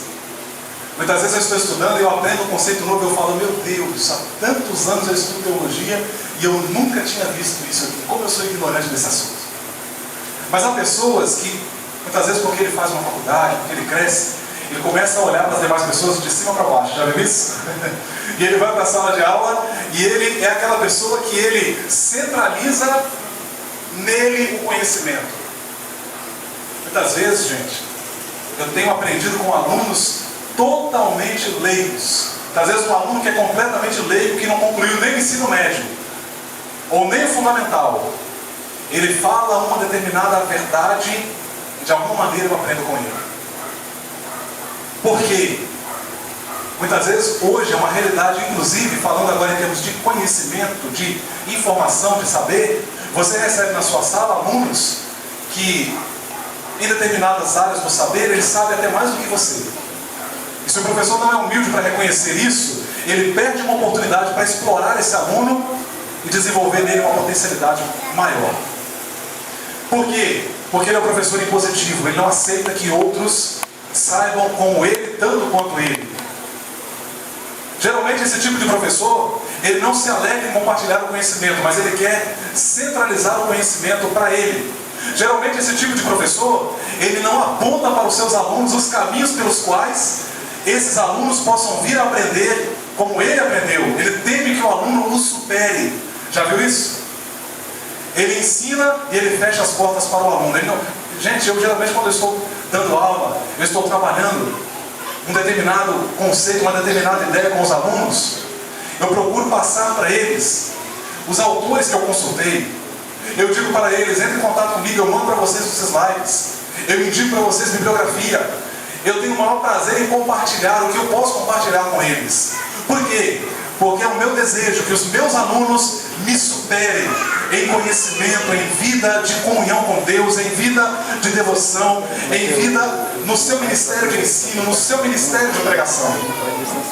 O professor que é impositivo, que desenvolve uma pedagogia impositiva, ele não permite que o seu aluno cresça, ele sufoca o crescimento do seu aluno. Na pedagogia impositiva, o professor ele não compartilha com os alunos, ele não compartilha experiências de vida, porque ele teme que o seu aluno possa superá-lo. Ele não compartilha materiais que ele usa para poder aprender. Na pedagogia impositiva, o professor não permite a colaboração do aluno em sala de aula. Eu vou explicar para vocês como é que funciona o aprendizado, o ensino na sala de aula. A sala de aula ela é apenas uma forma de se desenvolver o ensino-aprendizagem, tá, gente? A gente tende a pensar, escute bem o que eu vou dizer para vocês aqui agora. A gente tende a pensar que o ensino-aprendizagem ele se dá só em sala de aula. Isso é um grande equívoco. Trabalhe nos seus alunos a capacidade de aprender fora da sala de aula. A pedagogia ela deve extrapolar, ela deve sair das quatro paredes que formam uma sala de aula. O professor impositivo, o pedagogo impositivo, ele não permite a colaboração dos alunos, ele não permite que seu aluno fale em sala de aula.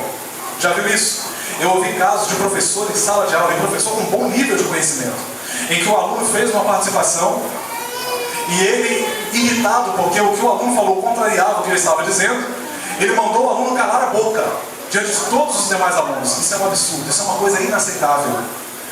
Esse é o tipo de pedagogo impositivo, em que ele sufoca a participação do aluno. Por quê? Porque o aprendizado em sala de aula, ele pode se dar numa só mão, em que só o professor fala. Ou ele pode se dar na outra mão, na mão oposta, em que só os alunos tomam conta da aula e o professor não consegue falar nada. Já viu isso também? Esses dois modelos não são totalmente bons. Esses dois modelos têm os seus problemas.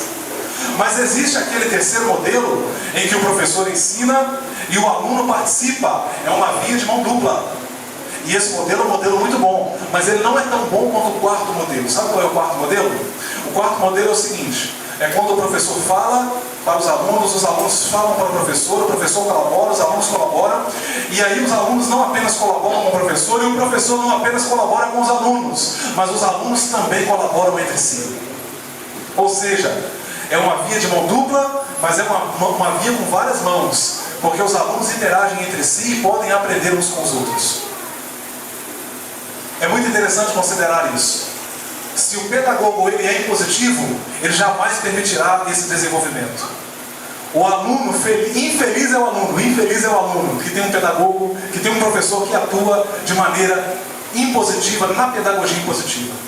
Aliás, eu não sei, essa palavra, essa expressão pedagogia impositiva, ela é uma antifrase. Ela se desconstrói. Por quê? Eu chego a duvidar que um professor que ensina dessa forma esteja realmente desenvolvendo pedagogia. Porque pedagogia é ensinar, é construir o saber. E por fim, isso aqui agora é polêmico. O pedagogo impositivo, Robson Santos, ele não permite questionamentos. Eu costumo dizer para os meus alunos o seguinte: olha, se vocês estão concordando comigo o tempo todo, eu fico preocupado. Porque nós temos uma dificuldade, gente, ouçam e me entendam, para que você não saia depois dizendo, aquele palestrante lá falou um monte de heresia. Mas o questionamento, ele é fundamental no saber, gente.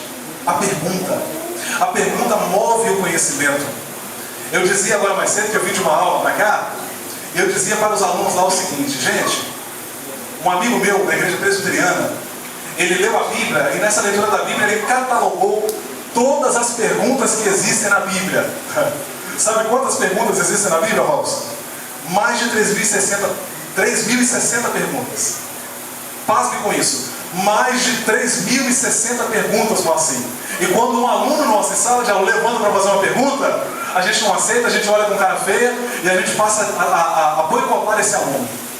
Quando na verdade as perguntas movem o conhecimento. É claro que tem aquele aluno que pergunta para derrubar o professor. E essa pergunta é ruim, essa pergunta ela é mal intencionada, ela é prejudicial, ela não é colaborativa. Já viu isso? O aluno faz aquela pergunta capciosa. Mas é importante que se diga que no processo do aprendizado, a pergunta ela nasce naturalmente, ela surge e ela não deve ser sufocada. Você já viu as crianças, como as crianças perguntam? E você já percebeu como elas aprendem?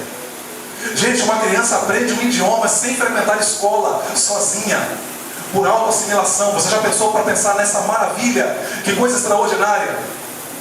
Você vai estudar um idioma aí, meu Deus, você tem que queimar muitos neurônios, né? A criança aprende sozinha, apenas assimilando à sua volta a comunicação dos adultos.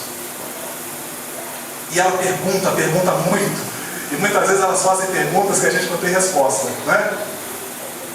E nós, muitas vezes, no nosso processo de ensino, nós estamos sufocando as perguntas, porque nos tornamos pedagogos impositivos.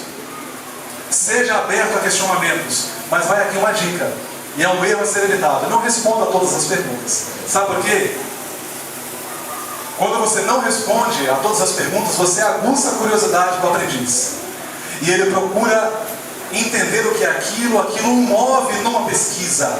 Por exemplo, Jesus não respondeu a todas as perguntas. Eu acho muito interessante isso. Chegaram para Jesus: Senhor, quando Jesus estava lá batizando, lembra? Desculpa. Eles inquiriram Jesus e aí perguntaram: com que autoridades fazem essas coisas? Os milagres, o ensino de Jesus, a obra de Jesus, né? Com que autoridades fazem essas coisas? Quer dizer, uma pergunta ali feita pelos religiosos, uma pergunta maldosa, né, Carlos? Uma pergunta capciosa. E aí Jesus diz o quê? Não, tá bom, eu respondo se vocês responderem a pergunta que eu vou fazer. E aí Jesus pergunta: o batismo de João, de onde era? Do céu ou dos homens? Eles fizeram lá uma assembleia rapidinho, sabe, Demar? Para tratar do assunto. Bom, se falarmos que é de João, ele vai nos perguntar: então por que vocês... Não, se nós falarmos que é do céu, ele vai nos perguntar, né? Por que vocês não aceitaram já que é do céu? Se nós dissermos que é dos homens, a gente vai criar um problema, porque eles têm João Batista como profeta, né? E João batizava. Então, vamos fazer o seguinte: não sabemos. Bom, Jesus, não sabemos. Aí Jesus diz: nem eu tampouco vou responder a pergunta que vocês me fizeram. Nem eu tampouco digo com que autoridade faço essas coisas. Imagina que nó que deu na cabeça deles ao ouvir essa resposta de Jesus, que na verdade não era uma resposta, não exatamente a resposta que eles queriam. Então, algumas vezes um aluno me faz uma pergunta e eu sei a resposta, mas eu não falo, eu devolvo outra pergunta. Aí ele fica atribulado: mas é isso que eu quero? É isso que eu quero? Às vezes eu olho para o aluno e quando eu dou uma determinada resposta, eu adoro essa cena. Quando eu olho para o aluno, ele está bem assim. Já viu o aluno fazendo essa cara? Ele está bem assim. Ele levanta o olhar para cima assim, eu falei: chegamos aonde é importante chegar, porque essa curiosidade move o saber. Não seja fechado a perguntas. Seja humilde para reconhecer que você não tem todas as respostas, mas seja capaz de aceitar as perguntas. Amém? Vocês ficaram assim, sabe, gente, meio espantados? Está tudo bem? Podemos avançar? Pois bem, agora eu vou compartilhar mais uma questão, uma ideia muito interessante. Pedagogia impositiva e pedagogia relacional. Como se dá a pedagogia relacional? Eu defendo a pedagogia relacional. Agora, gente, nós chegamos numa parte muito importante da nossa palestra. Se você estava dormindo, acorde, por favor, porque esse é um ponto importantíssimo que eu preciso que você guarde. Afinal de contas, o que é a pedagogia relacional? A pedagogia relacional é aquela em que o professor explora o conhecimento prévio do aluno. Ou seja, o professor, ele reconhece que o aluno já conhece algumas verdades e, portanto, ele vai compartilhar novas verdades baseadas nas verdades que o aluno já conhece. Vou dar para vocês aqui uma dica de ensino muito importante. Por exemplo, quando você está lecionando na escola dominical, é importante dizer o seguinte: quando você vai iniciar a sua lição, faça um nexo com a lição anterior. Já viu aquele professor que pega a lição e ele inicia de maneira abrupta? Faça um nexo com a lição anterior. Por quê? Porque o aprendizado, ele é sistemático, ele é continuado. Você precisa ligar os elos da corrente. Na pedagogia relacional, o professor explora o conhecimento do aluno e incentiva o aluno a desenvolver esse conhecimento. Agora eu pergunto a vocês, aqui vai uma pergunta muito interessante. Será que eu posso desenvolver esse conceito, essa ideia de explorar o conhecimento prévio do aluno, se eu não conheço o aluno? Se eu não me aproximo do aluno? A ideia de pedagogia relacional é justamente essa, mocinha. Se aproximar do aluno e criar com ele uma amizade. O professor de escola dominical precisa conhecer os nomes dos seus alunos. O professor de escola dominical precisa se aproximar dos alunos, conhecer as suas necessidades, as suas carências e entender que o seu trabalho não se resume apenas à sala de aula. O professor precisa sentir falta dos seus alunos. Poxa, aquele aluno não veio hoje, faltou uma aula, faltou duas, o que está acontecendo? O professor que desenvolve a pedagogia relacional, ele tem os telefones dos seus alunos. Ele atende aos telefonemas dos seus alunos. Ele é capaz de responder uma pergunta fora da sala de aula. Eu me alegro muito no meu trabalho de ensino, porque o que eu recebo de ligação de alunos me fazendo perguntas não é brincadeira. E quando isso acontece, eu fico feliz. Eu fico feliz porque estou colaborando com o aprendizado do aluno. Eu entendo que o nosso trabalho de ensino-aprendizagem, o nosso, porque não é apenas o meu trabalho como professor, o aluno também trabalha, o aluno também colabora, o aluno ele é agente ativo e não apenas passivo. Eu entendo que o nosso trabalho saiu da sala e foi para fora da sala de aula. Agora, se o professor ele está desmotivado, se ele não ama o que faz, se ele não se aplica, já viu aquele professor que chega em sala de aula, domingo de manhã, 8 horas, aí ele vem, detalhe, olha o pé. Aí ele vem assim, sabe? Ele vem arrastando, né? Ele chega na sala de aula. Classe, bom dia, vamos ler aqui o texto do Não, ele abre aquele bocão na sala de aula, né? E aí ele vai ensinar, pois é, gente, aquele negócio arrastado, você vê que o professor está ali, às vezes eu já vi muito isso. Quando eu fui vice-superintendente de escola dominical, o professor chegava para mim e ele tinha coragem de me falar isso, meu Deus, antes ele não tivesse me falado. Ele tinha coragem de chegar para mim e falar assim: olha, eu não li a lição durante a semana, não, mas eu dei uma lidinha ontem à noite e vamos que vamos. Eu olhava assim e falava: meu Deus, aonde está a motivação desse professor? Aonde está a alegria de ensinar e o prazer de comunicar verdades eternas? O professor precisa vibrar com o que ele está ensinando. O professor precisa demonstrar para os alunos que ele acredita no que ele está ensinando. Você já viu o professor que ensina sem acreditar no que ensina? A pessoa que ensina e não acredita no que está ensinando, ele ensina desmotivado. Conta-se que certa vez, Benjamin Franklin, ele estava passando e alguém, quando viu ele passar, perguntou bem assim: aonde você está indo, Benjamin? Ele respondeu: eu estou indo ouvir Jonathan Edwards pregar. Jonathan Edwards foi um grande homem de Deus no passado. Foi um agente de um grande avivamento. E quando ele respondeu que estava indo ouvir Jonathan pregar, a pessoa que perguntou a ele falou: mas Benjamin Franklin, eu conheço você. Você não acredita em nada do que ele diz, em nada do que ele prega. Você está indo ouvi-lo pregar? A resposta dele me maravilha. Eu não creio, mas ele crê. Eu não acredito, mas ele acredita. Em outras palavras, dá gosto ouvir alguém falar e alguém que acredita naquilo que ele está falando. Você pode glorificar a Deus por isso? Glória a Deus. Ou seja, dá gosto ouvir alguém. Não, esse camarada, lembra de Paulo lá em Atenas? Quando ele pregou? Lembra de Paulo quando ele pregou? A Bíblia diz que uns creram, outros não creram e outros foram para casa pensando no assunto.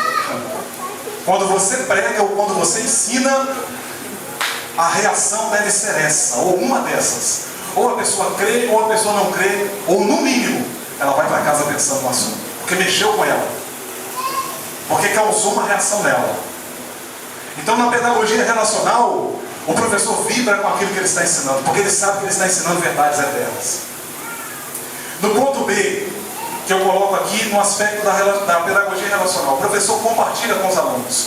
Ele compartilha as suas próprias necessidades, ele compartilha as suas experiências, ele compartilha a palavra de Deus, ele compartilha fontes de aprendizagem. Lembre, gente, atenção, o professor, ele é um facilitador da aprendizagem. Lembra do que eu falei no começo? O professor não apenas despeja informação sobre os alunos, ele é um facilitador da aprendizagem. Ele leva o aluno a aprender por si mesmo. Na pedagogia relacional, o professor explora a colaboração dos alunos. Ele permite que o aluno participe. Ele permite a interação entre os alunos e a interação dos alunos com ele. Nesse processo de ensino-aprendizagem, na pedagogia relacional, o professor trabalha para transformar informação em conhecimento. Vou repetir a fala. Na pedagogia relacional, o professor trabalha para transformar informação em conhecimento. Os nossos alunos chegam hoje nas classes com muita informação, pouco conhecimento. Informação é uma coisa, conhecimento é outra. Há pessoas nas nossas igrejas que têm muitas informações. Ele tem muita informação, ele sabe muito, mas ele tem pouco conhecimento. Sabe por quê? Porque o conhecimento é equilibrado, o conhecimento não é extremista, o conhecimento não leva a extremos, o conhecimento é sistemático, é continuado, ele é formado aos poucos e gradualmente. Se alguém pensa que vai chegar em casa, vai dobrar os joelhos: Senhor, me dá conhecimento, eu preciso de conhecimento para pregar, para ensinar na escola dominical. Dormiu, fez aquela oração fervorosa, falou em línguas, foi cheio do Espírito Santo, acordou no outro dia um teólogo. É assim que acontece, irmãos? Sim ou não? Não. Conhecimento é trabalho, conhecimento é empenho, é dedicação. Eu fico para morrer quando eu ouço um pregador pegar no microfone e dizer: olha, irmãos, eu não tive tempo de ler o texto, de me preparar. Que facada no coração. Porque conhecimento é trabalho, não cai pronto do céu. Leitura, sentar para ouvir o que vocês estão fazendo aí. Vocês estão me ouvindo, mas eu também sento para ouvir outras pessoas. Aliás, eu vou sentar daqui a pouco para ouvir também. Porque há muitas pessoas que não têm essa capacidade. Ele gosta de ser ouvido, mas ele não gosta de ouvir. Isso é um problema. Eu vou falar tudo, irmãos, eu vou falar tudo. Vou desabafar, pois é. É uma brincadeira, gente, mas é uma realidade. Sentar para ouvir tem sido uma bênção na minha vida. Tem sido uma bênção. O conhecimento se constrói assim. É um processo contínuo. E o professor é um facilitador, ele é um orientador, ele dá diretrizes. Muitas vezes ele vê que o aluno está debandando para uma área. Opa, vem cá, calma aí, não é por aí, vamos conversar. Mas ele não quer matar o aluno, ele quer reorientar o aluno, ajudar o aluno. Porque talvez ele próprio já foi naquela direção e percebeu que isso não é o caminho. Vamos avançar. Eu queria falar com vocês aqui agora, na terceira parte do nosso estudo, sobre um ponto muito importante, mas vamos falar pouca coisa sobre isso. Robson, eu tenho até que horas, meu prezado? Eu tenho mais quantos minutos? Me orienta aí, meu prezado. O Robson, ele é 15 minutos, obrigado. O Robson, eu gosto do Robson assim, que ele é muito criterioso, e ele se parece comigo nesse aspecto. Acho que até por isso a gente se dá muito bem, né? Aprendi bastante com ele, e claro que eu estou fazendo esse elogio aqui, que eu vou pedir 100 reais emprestado aí depois, e então já estou facilitando, preparando o caminho, né, Robson? Então, gente, olha só. Essa parte do estudo eu quero falar sobre a equivalência dos códigos mentais. O que é um código na comunicação? Eu trago aqui uma definição. Equivalência dos códigos mentais no processo de ensino. A importância dos códigos mentais, da equivalência dos códigos mentais no processo de ensino. Um código na comunicação ele é definido como um conjunto de signos, símbolos e de regras de utilização. Para que haja comunicação, é necessário que o emissor, aquele que está transmitindo a mensagem, e o receptor, aquele que recebe a mensagem, conheçam o código utilizado. Preste atenção nisso. É preciso que os dois conheçam o código que está sendo usado. Em outras palavras, a linguagem que está sendo usada, ela precisa ser conhecida por ambas as partes. Já viu aquele professor que quando vai ensinar, ele usa toda aquela erudição, aquela linguagem teológica, termos teológicos, ele está falando para uma classe de leigos.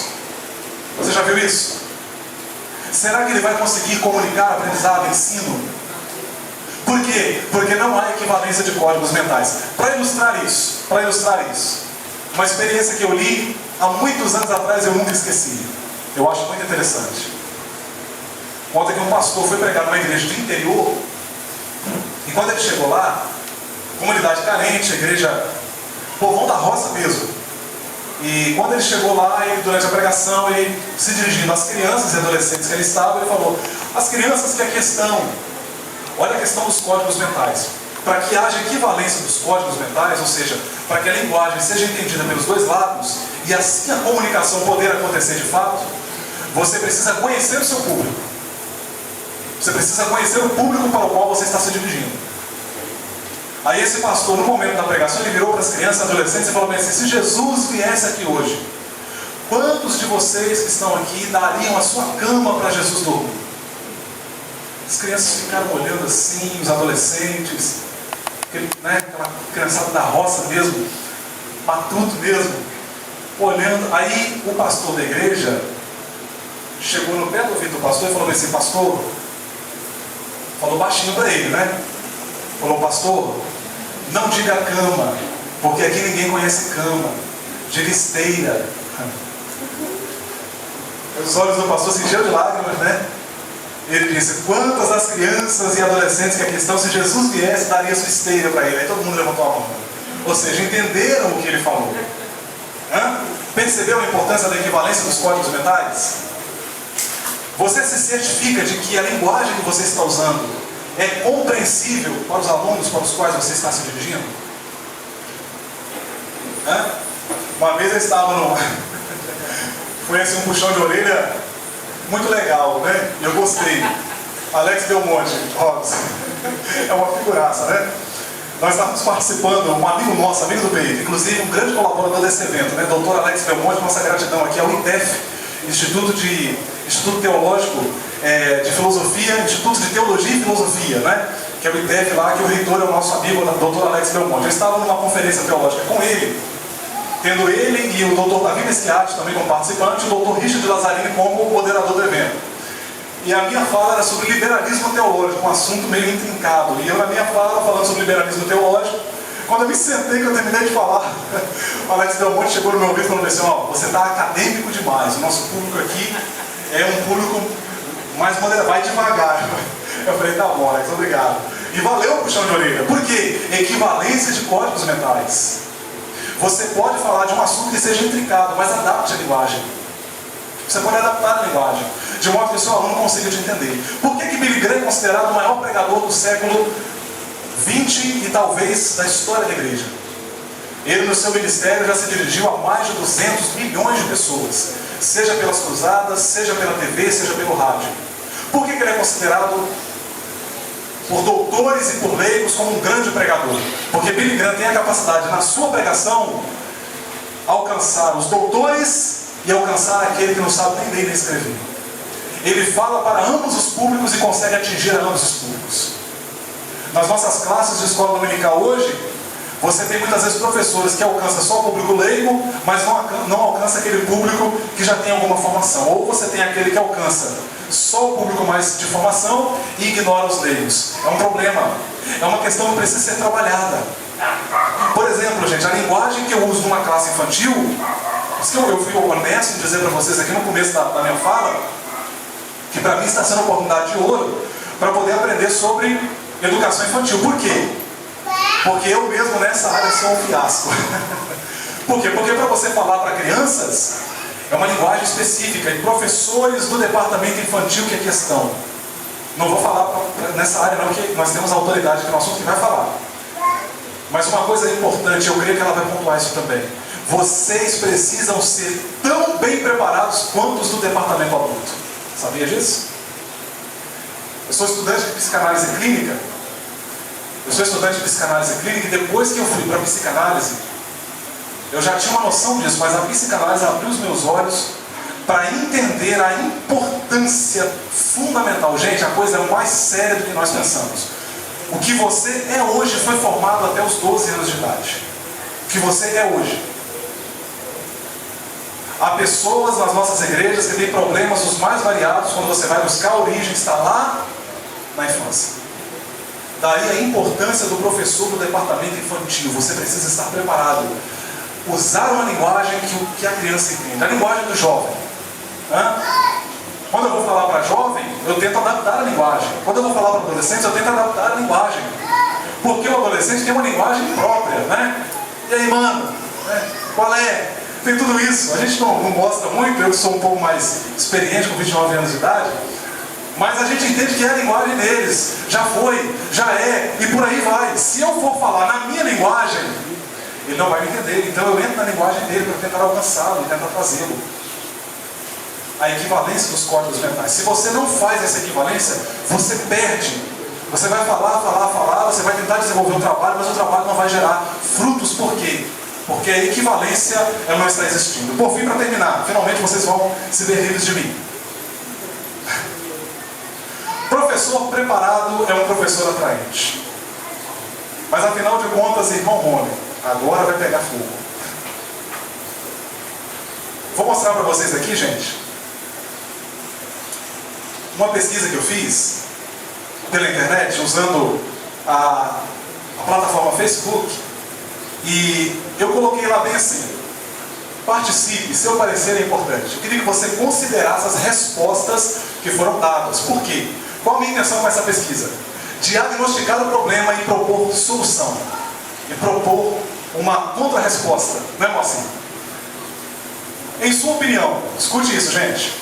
O que leva muitos cristãos a não participar da escola dominical em muitas igrejas? É uma pergunta forte, né? Em sua opinião, o que leva muitos cristãos a não participar da escola dominical em muitas igrejas?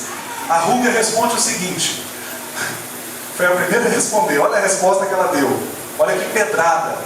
A falta de capacitação de pessoas específicas para ensinarem. A falta de motivação de como empregar o que se aprendeu. Vocês estão me ouvindo, gente? Amém. Vamos lá. Estão interessados em ouvir a opinião dos colegas? Amém. Olha essa resposta também. Ela é muito interessante. Eu já ouvi duas versões. Primeira, eu acordo de segunda a sexta para trabalhar.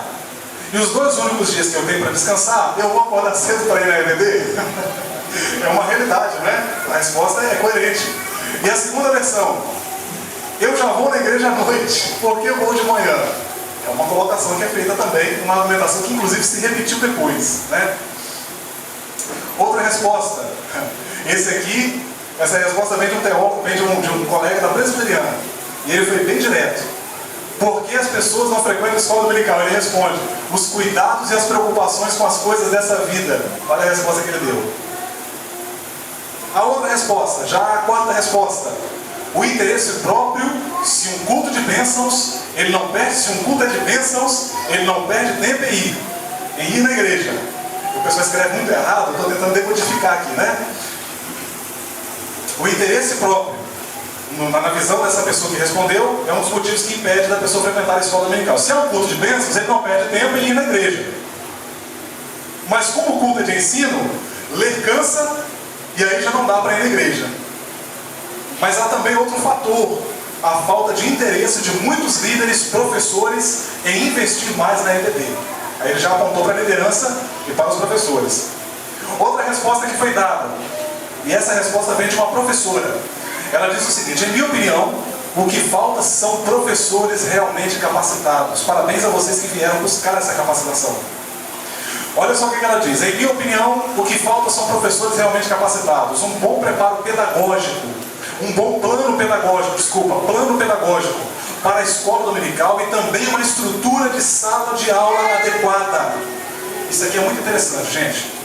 Hoje isso contribui muito para despertar o interesse do aluno, que trabalha a semana toda, tem muitos compromissos ou tem pouco interesse mesmo. Lembra que eu falei para vocês no início da nossa palavra que um dos grandes desafios da educação hoje, cristã, um dos grandes desafios para o professor cristão é a adequação a novas realidades?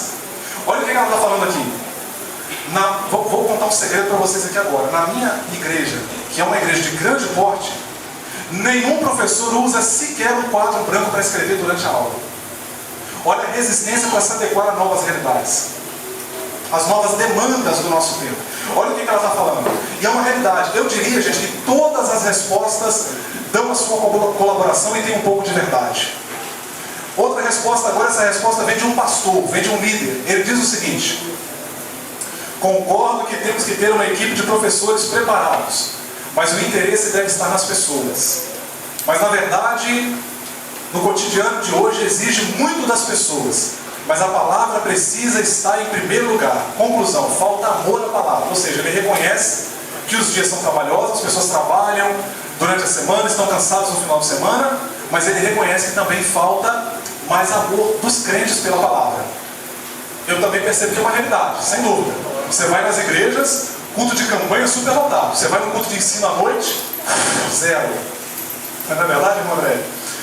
Agora olha essa resposta que vem de um colega que também responde no Facebook. Ele deu uma resposta longa, e para mim foi a melhor resposta, na minha opinião. Ele diz o seguinte: falta foco, falta investimento, falta interesse, principalmente da liderança. Pegou pesado, né? Principalmente preparo de quem está de frente. Se eu for na escola dominical só para ler a revista, eu prefiro ler em casa. Quando eu tenho uma campanha, se anuncia dessa forma: grande culto de libertação onde Deus pode mudar. A dramatização é minha, tá, gente? Estou só lendo aqui na íntegra, mas a dramatização é minha, né? Estou imaginando que é a pessoa falando. Aí diz assim: se é um culto de campanha, se anuncia dessa forma: grande culto de libertação onde Deus pode mudar a sua vida, venha, participe, porque Deus tem algo para você. Hoje Ele quer te curar e mudar a sua vida. Pior que é verdade, né, irmãos? Na escola dominical se anuncia dessa forma: domingo, escola bíblica dominical, vem aprender a palavra de Deus e ponto final. Acabou aí. Verdade ou mentira o que ele está dizendo, irmãos? É a mais pura verdade. Aí ele pergunta: por que essa diferença de marketing? As maiores revelações de Deus para nossas vidas estão na palavra de Deus, nos ensinamentos da palavra, não descartando as outras formas, mas focando no mais importante. Aí ele vai dizer o seguinte, ele termina filosofando aqui, né? Um conhecido pastor e professor disse certa vez que aprender se aprende sem professor, mas ensinar não se ensina sem alunos. Sem alunos, portanto, não há escola dominical. É forte, não é? Pois é. Uma outra pessoa responde: acho que isso vai muito do professor, trazer aspectos diferenciados ligados à Bíblia e à lição, claro, chama a atenção ao assunto. Está vendo aí? O professor que é monótono, ensina de maneira arrastada, não é dinâmico. O professor precisa ser dinâmico em sala de aula, trazer novidades para o aluno, despertar o interesse do aluno. É isso que ela está dizendo aqui. Outro aluno, ele se coloca na situação e ele diz o seguinte, ele até expôs a vida pessoal dele. No meu caso, o que leva muitos cristãos a não participar da escola dominical em muitas igrejas, no meu caso é preguiça mesmo. Domingo é puxado, acordo cedo para ir para a EBD, chego em casa, almoço, quando eu vejo já está na hora de voltar para ir para a igreja. Aí meu domingo foi embora. Detalhe, eu trabalho aos sábados até as tardes. Aí depois ele escreveu: mas é importante sim a EBD para o cristão por vários fatores. É importante, mas ele não vai, né? Agora, gente, você fala assim: poxa, agora essa resposta é ridícula, mas é uma realidade que a gente precisa enfrentar e não ignorar. Você já pensou que esse aluno aqui é um aluno a ser alcançado pela escola dominical? Esse camarada aqui que é preguiçoso precisa ser alcançado pela escola dominical? Creio que, agora outra resposta, creio que o desinteresse em um cristão não participar da EBD muitas vezes é pessoal, pois não faltam incentivos. Agora é a visão dele, né? Ele está dizendo que já ele acha que não estão falta incentivo. É na EBD que procuramos sanar dúvidas concernente à palavra de Deus. Foi em uma EBD que eu tive o verdadeiro encontro com o Senhor no ano de 1975. Nunca vi impedimento em levantar cedo e ir à EBD. Que o Senhor, nosso Deus, continue capacitando os professores e aqueles que têm interesse em aprender. Amém, irmãos? Amém. Eu discordo dele em parte. Eu acho que falta-se muita motivação. A gente precisa investir mais no marketing da escola dominical, mas em 80% eu concordo com ele. A escola dominical, ela é uma bênção, sem dúvida. Eu também acho que faltam professores capacitados. Olha aí, gente, unanimidade, né? Ou unanimidade não, perdão, a maioria, ela entendeu que a questão está na capacitação do professor. Por que eu intitulei esse tópico como professor atraente, professor capacitado, professor atraente? Por quê? Porque quando o professor não é capacitado, o aluno percebe. Não se engane. Quando o professor não estudou a lição, o aluno percebe. E detalhe, não se engane. Você pode estar lecionando para uma classe de analfabetos. Se você não está preparado, eles vão perceber. Pois não, meu irmão? Certo, eu estou aprendendo muito, gostando do ensino. Mas eu vou fazer uma pergunta em cima das respostas que deram aí a sua pergunta. Fique à vontade. Se eu dissesse, não é a minha pergunta, isso é só para ter uma... Talvez alguém pense dessa forma. Se eu dissesse que a situação da escola dominical é porque nós estamos vivendo dias trabalhosos e que a Bíblia fala sobre isso. Sim. Então, a sua pergunta se constitui nisso, né? Isso. Sim. Olha, eu voltaria lá no tópico anterior, quando a gente fala da questão da influência da pós-modernidade na igreja. Eu acho que eu concordo com o irmão. Número, gênero e grau é resultado de um esfriamento do amor à palavra. Sim, aí você falou aí a pós-modernidade, exatamente dentro disso aí que eu quero.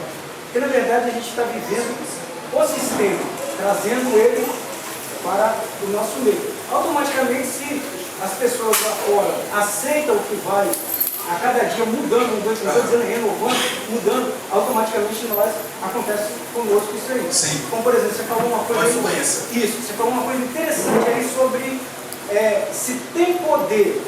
Poder, quando a gente fala, a gente não está referindo o poder de Deus. Se tem um alvoroço, se tem, as pessoas se animam.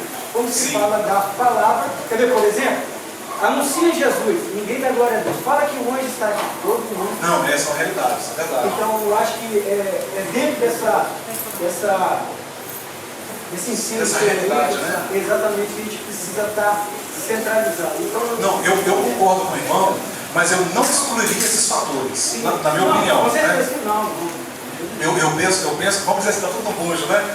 Está tudo no bojo, mas eu não excluiria esses fatores. Por quê, irmãos? De fato, um professor mal preparado, ele repele os alunos. Né? Porque não é fácil, gente, você sentar para ouvir uma pessoa 1 hora. Na escola dominical isso varia, né, Robson? Há escolas que tem 1 hora, 50 minutos, 1h30, pode variar. Então isso é um fator, a preparação do professor. Eu vou terminar a minha fala dentro dessa questão. Eu estou indo pelo meu relógio aqui, tá, gente? Falta 2 minutos no meu aqui. Eu vou deixar o deles lá e vou pegar o meu aqui. Então, gente, a preparação ela é fundamental. Mas na contramão, a gente percebe o que o colega colocou aqui. Falta também amor à palavra. Porque geralmente as pessoas fazem o quê? Elas simplesmente abandonam a escola dominical e não propõem medidas para melhorar. É aí que a supervisão da escola dominical precisa estar aberta a sugestões para melhorar. Lembra que eu falei para vocês no começo da palestra? Atenção, gente, que vocês são disseminadores das ideias aqui. Eu estou trazendo para vocês um relatório de um quadro problemático hoje. Qual é a proposta aqui? Ficar apático com esses problemas? Sim ou não? Não, contramedidas. Contramedidas. Para que a escola dominical possa continuar crescendo. Gente, eu quero terminar dentro da questão da preparação. Só quero terminar falando sobre o preparo do professor e o preparo teológico do professor. Eu fiz uma outra pesquisa para esse seminário também e as respostas das pessoas me chamaram a atenção. Olha a pergunta que eu fiz. Alguém até elogiou e falou: olha, a pergunta foi muito bem elaborada, porque ela nos leva a pensar. Precisamos de teologia ou apenas de Bíblia? Essa pergunta deu o que falar no Facebook, gente. Foram mais de 20 comentários. Eu não vou falar todos aqui que não vai dar tempo. Mas aí, o primeiro comentário. Precisamos de teologia ou apenas da Bíblia? Na verdade é uma pergunta dupla, né? Precisamos de teologia ou apenas de Bíblia? Primeira resposta: é possível entender a Bíblia sem o auxílio da teologia? Segunda resposta. Esse aqui pegou pesado, né? Precisamos do Espírito Santo. Se não a Bíblia nas mãos de um teólogo é como um livro comum. Não adianta teologia ou Bíblia se não tiver o Espírito te guiando. Foi enfático, né? Tem uma outra resposta mais na frente também. A mesma pessoa. Aí tem uma outra pessoa que disse assim: entre a Bíblia e a teologia, é impossível trafegar nas Escrituras sem teologia. Não se aparte da tua boca o livro desta lei. Bíblia, ele coloca: antes medita nele dia e noite, para que tenhas cuidado de fazer conforme tudo quanto nele está escrito, porque então farás prosperar o teu caminho, e então prudentemente conduzirás. Todo mundo que não gosta de estudar e tem preguiça de se dedicar, sempre tem palavras contrárias à teologia, sem mesmo saber o que significa. Pois bem, opinião dele, né? Vamos lá. Aí a pessoa que respondeu lá, que disse que nós precisamos do Espírito Santo, ele vai dizer mais à frente, ele volta a colaborar. Teologia, na minha opinião, é história. História não converte ninguém. Foi enfático, né? Pegou pesado. Teologia, na minha opinião, é história não converte ninguém, e sim o Espírito Santo.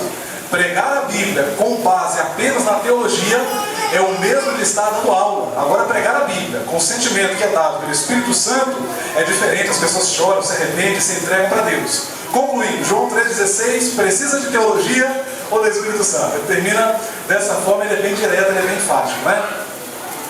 Aí há um colega que deu a seguinte colaboração: interessante notar, sendo inoportuno nomear, mas os fatos nos autorizam a pronunciar que as igrejas que se centram exclusivamente nas Escrituras, prescindindo, na minha opinião foi a melhor resposta, prescindindo de qualquer esteio teológico, são as que incidem nas maiores heresias: sectarismo, juízo temerário, experimentalismo, dentre outras.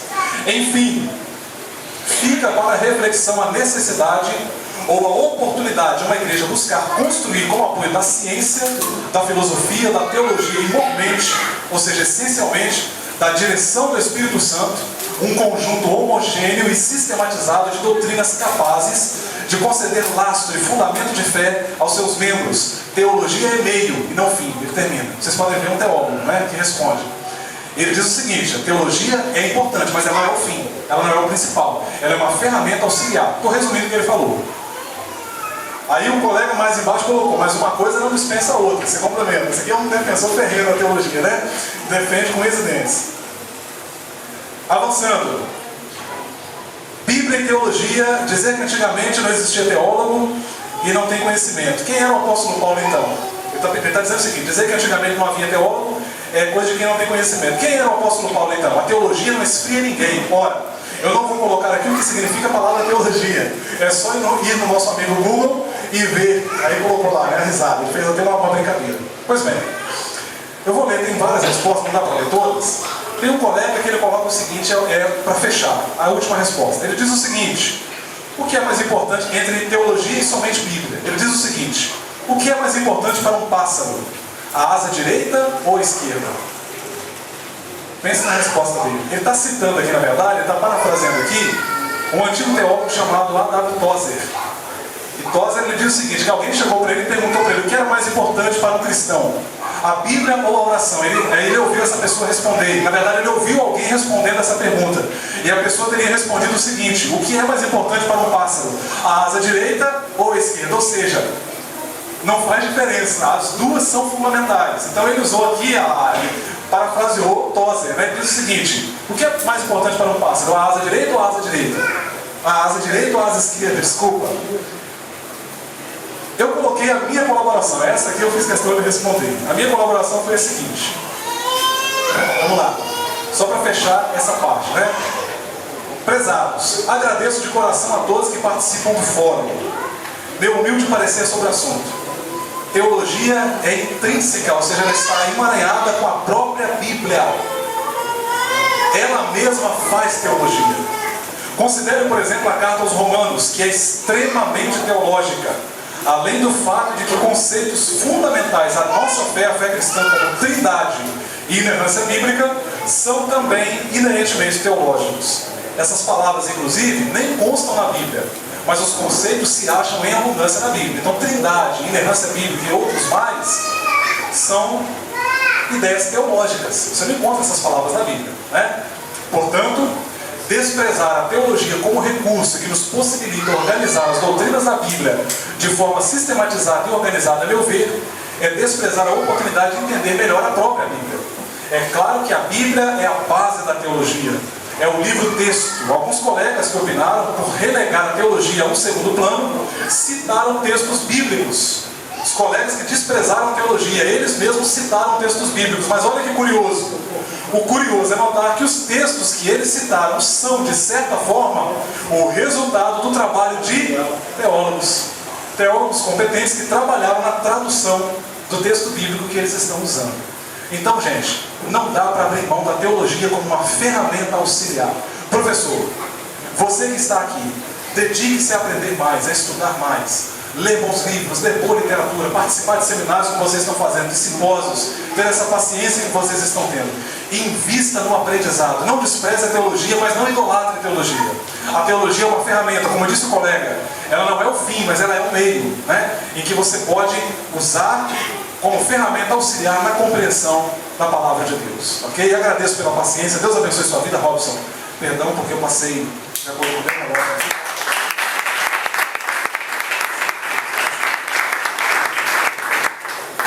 Queridos, eu quero convidar vocês a se colocarem sobre os pés. Estaremos agora fazendo uma oração. Após essa oração, você pode estar nessa porta aqui, irmãos. Essa porta branca aqui, sanfonada. Você pode entrar ali. Tem suco, café, refrigerante, comes e bebes ali para te ajudar, né? Dar aquela segurada. Também temos banheiros aqui desse lado das mãos, do lado de cá dos irmãos.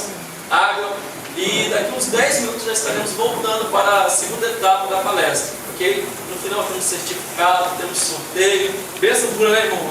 Maravilha, então segura aí, Deus tem muito mais para nos abençoar aqui nessa tarde. Pai amado, te agradecemos, te louvamos, até que o Senhor tenha abençoado. E creio que até o final desta palestra, deste seminário, bênçãos maiores ainda serão sobre as nossas vidas. Abençoe a todos em nome de Jesus. Amém. Amém, queridos? 10 minutinhos de intervalo, por favor. Aqui, ó.